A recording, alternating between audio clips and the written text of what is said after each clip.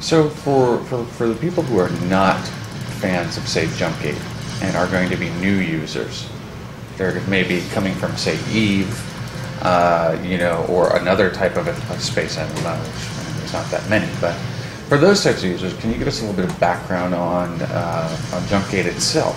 I mean, what makes the game so special? Well, I mean, what we wanted was, we wanted to sort of, you know, it's that high adrenaline action game, but in online with thousands of other people.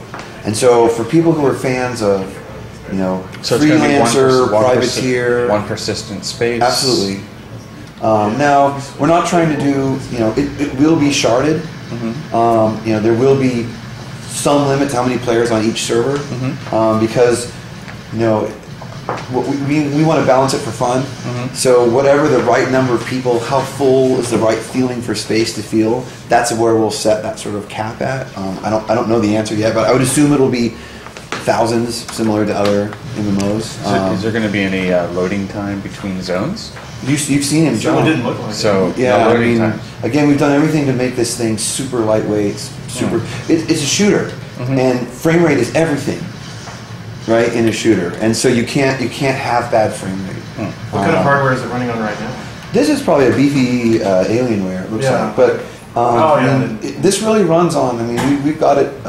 We have a GeForce 2 system at work that runs this thing. So it has a completely old shaderless rendering model it can use. So talk a little bit about the fact that it's, you know, like you said before, it's not skill based, it's not randomized, it's not die rolls. So talk a little bit about how that works and how leveling factors into that. Sure. So the idea is that you know, and you've heard it a million times. This isn't actually a gate. This is an anomaly. So you get some alien conflux guys coming out of here. The idea is that you can sit down and start playing, which I think you did, which is exciting, right? You can just sit down and start playing. And we wanted no tutorial. You're in playing right away. But then over time, the AI can become very difficult and starts to use interesting tactics against you. And so you kind of have to learn that over time. So it's kind of a self-leveling system in a sense. Right, right. And so basically what happens is as you gain experience, you gain levels, you finish missions, you know, you do whatever it is you want to do to get experience, you know, PvP, missions, mining, you know, whatever it is you enjoy doing, you can do any of those things and get experience actually. Then it unlocks new stuff for you. So you'll get new ships, you'll get better guns, and eventually you'll build a whole hangar of the different ships that you have, and you'll have different ships for different situations, right? So you'll say like, oh, we're going to go take out a capital ship.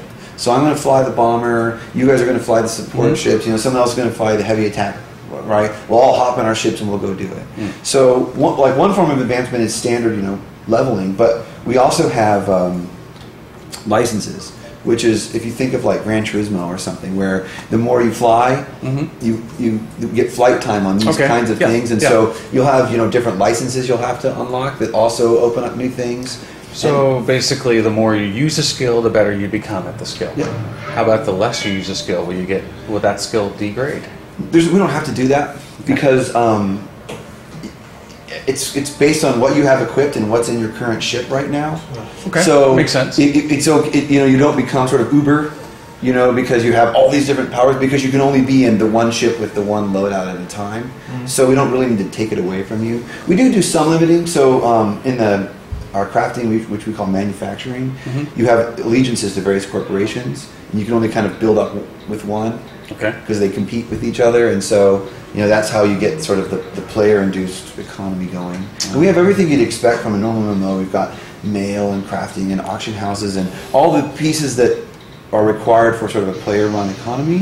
It's just it all happens from this sort of action-y perspective. And is there any way to get out of the ship?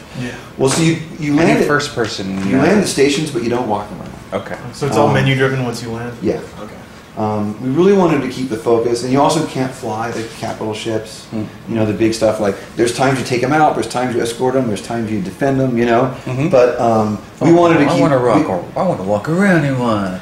I agree. So, well, I mean, you're not the only person who wants that, right? But what we wanted to do was make, you know, sort of the less is more philosophy, right? Like, we're going to make the best cockpit, you know, action space online game ever, and that's where we're going to start. And then depending on what people want from there, that's where Yeah. we'll add. We're sticking with a very strong suit, it looks like here. I mean, it's just, it looks like a beautiful game. It really does. We really wanted, we didn't want space to be sort of bleak and empty and dark. We wanted it to be colorful and alive. And we wanted you to sort of want to be like, what's on the other side of that next gate? If you want, I can pop you into a totally different area of space. You can kind of fly around there for a little bit. No, let's do it. I'm going to cheat. This runs on, you know, laptops, integrated graphics controllers, right? Like This is going to run on a laptop. no problem. And like, I mean, that's the whole idea. Is it runs on, I mean, literally everything. The other thing is we're also At this high fidelity. yeah. Now, of course, you don't get, you know, maybe the things don't glow and you don't get bump maps. I was and going to stuff, say, but we go all the this way. look good. But you know what? It looks amazingly close. You'll be real surprised how good it looks when you actually get there. Actually, well, there's laptops over there. We can go take a look.